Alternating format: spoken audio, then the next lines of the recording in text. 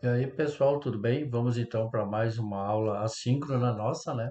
Hoje ainda vamos falar dentro do assunto de reações químicas. A gente vai dar uma olhadinha então em balanceamento de reações químicas através do método por tentativa, ok? Então, boa aula a todos, né? Até a nossa próxima aula e não se afrouxe, gurizada.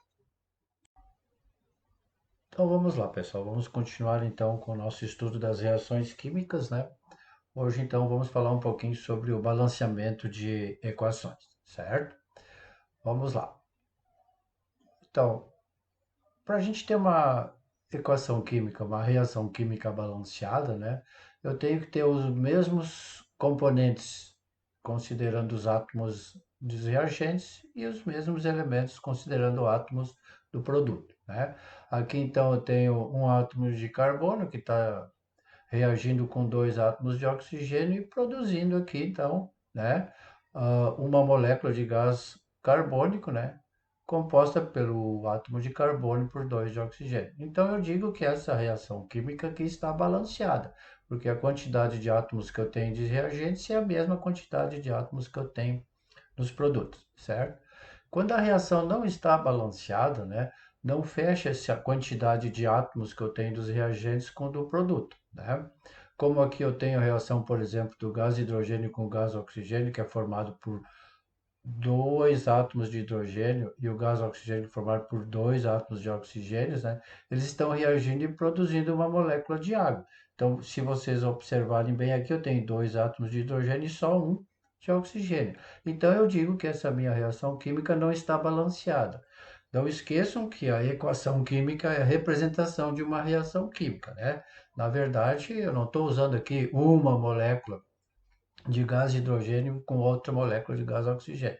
Então, eu vou ter que fazer o balanceamento, quer dizer, eu tenho que ter a mesma quantidade de elementos químicos dos reagentes nos produtos, né?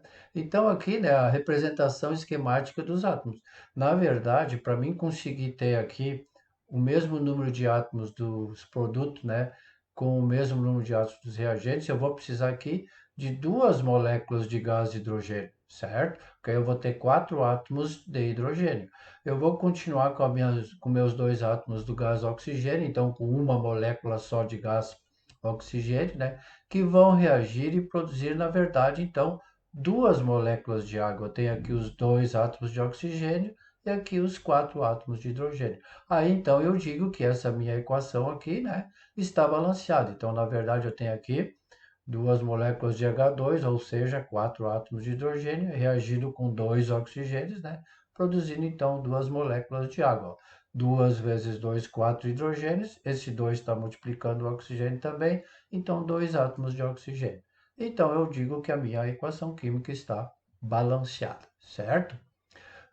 Que tem umas regrinhas, né? Método por tentativas, tá, pessoal? Não é uma coisa assim, isso é infalível, sempre vai dar certo, né?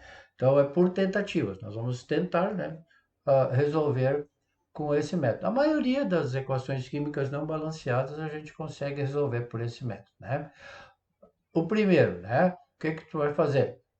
Nós vamos ter que igualar aquele número de átomos dos reagentes com os produtos, tá? Então, a primeira coisa, assim, vamos ajustar os átomos dos metais, quando houverem, tá?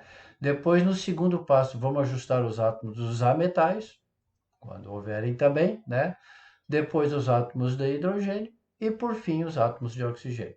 Isso é uma regrinha, né? Bem interessante. Eu tenho um exemplo aqui para mostrar para vocês, né? Para ver como funciona isso. Aqui, o exemplo 1, tá? Por exemplo, eu tenho aqui a reação química do hidróxido de alumínio, né? Com o gás sulfídrico, né? Produzindo aqui o sulfeto de alumínio e água. Tá? Então, essa é uma reação química, aonde olhando assim por cima eu já percebo que ela não está balanceada. Porque aqui desse lado, por exemplo, eu tenho dois alumínios, né? Dois átomos de alumínio, e aqui eu tenho só um átomo de alumínio, certo? Então, no balanceamento, a gente só vai poder mexer, alterar os coeficientes, os números que vão aqui na frente, certo? Aqui nos índices, lembram lá do ano passado, né? Da aula passada, né? O índice, esse número pequenininho aqui, eu não posso alterar porque eu estou trabalhando com os átomos com as moléculas. Se eu mexer nesse número pequeno, eu estou alterando a molécula. Ele não é interessante, né? A quantidade de moléculas eu posso mudar. Agora, a quantidade de átomos que formam a molécula eu não posso, né? Porque aí eu vou estar alterando a estrutura da substância, certo? Então, aqui, pela nossa regrinha, o primeiro passo é ajustar aqui os metais, no caso aqui o alumínio.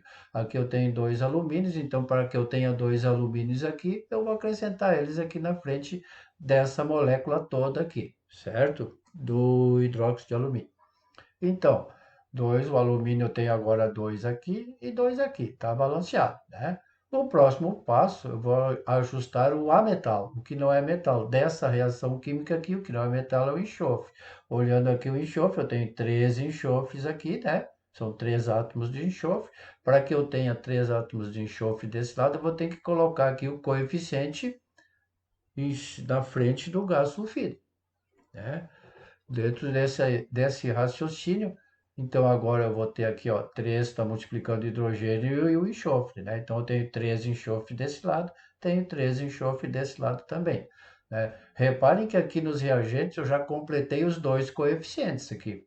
Então aqui eu não vou alterar mais nada, né? Vai sobrar eu alterar alguma coisa nos produtos.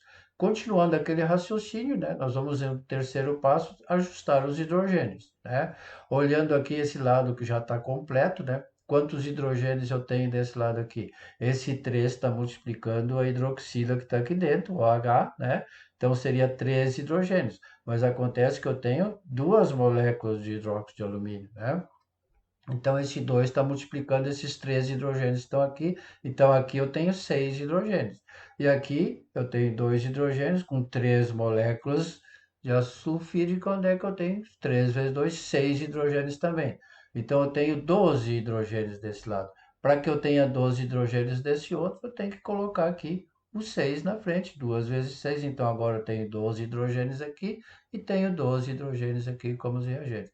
Reparem que agora, aqui, olhando a minha reação química, né, os oxigênios já estão balanceados. Quer ver? Eu tenho 6 oxigênios aqui nos produtos, né, na molécula de água aqui, e aqui eu tenho esse 3, está multiplicando o oxigênio, então eu tenho 3 oxigênios aqui, né, vezes 2, que é a molécula do hidróxido de alumínio. 6 oxigênios aqui também. Então, automaticamente já ficou balanceado. No próximo exemplo aqui tem uma alteraçãozinha, né? Nós temos aqui reagindo então o gás butano, né? Vai ser bem conhecido de vocês lá no terceiro ano, quando a gente trabalhar com a química orgânica, né? Reagindo com o gás oxigênio, produzindo o gás carbônico e água, certo? Então, já percebemos de cara que não está balanceado. Aqui eu tenho 4 carbonos, aqui eu só tenho um, né? Aqui eu tenho 2 hidrogênio, aqui eu tenho 10, né? Então, vamos ter que balancear. Só que tem um detalhe, aqui não tem metal, né? Então, nós vamos começar fazendo o ajuste do carbono. Se eu tenho 4 carbonos aqui, para esse lado ficar balanceado, eu preciso de 4 carbonos, certo? Agora, seguindo o passo, vamos ajustar os hidrogênios, né? Eu tenho aqui 10 hidrogênios desse lado aqui. Para mim ter 10 hidrogênios aqui, obviamente que eu tenho que botar coeficiente 5 ali, 2 vezes 5. Então, eu tenho 10 hidrogênios aqui, 10 hidrogênios aqui, né? E agora vamos ter que ajustar o oxigênio aqui no final da história, né? Atenção aqui, ó. Repare o que vai acontecer aqui, ó. Aqui eu tenho 5 oxigênios, né? 5 multiplicando o hidrogênio e o oxigênio. E aqui eu tenho mais 8 oxigênios. Eu vou ter 13 oxigênios aqui. Para que eu tivesse 13 aqui como reagente, eu teria que colocar como coeficiente 6,5. Só que isso, número decimal, não é usual, né? Dentro da química, colocar como esse coeficiente, chamado também de coeficiente estequiométrico, né? O ano que vem, no segundo ano, a gente vai fazer esses cálculos, vai ver a importância de ter o coeficiente aqui na frente, né?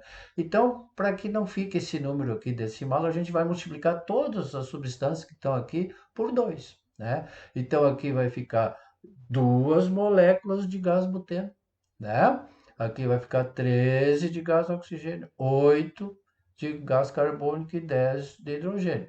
Reparem que fechou todos os lados, né? Eu tenho 8 aqui, tenho 8 aqui, carbono, né? Então, fechou. Aí fica mais usual, então, com números inteiros, não com números decimais, certo? Para encerrar então essa aula de hoje, eu deixo para vocês aqui 4 exercícios para vocês tentarem fazer o balanceamento. Aí na semana que vem, na nossa aula síncrona, a gente corrige, comenta e tira as dúvidas que vocês tiverem, tá? Valeu, obrigado, até a próxima aula.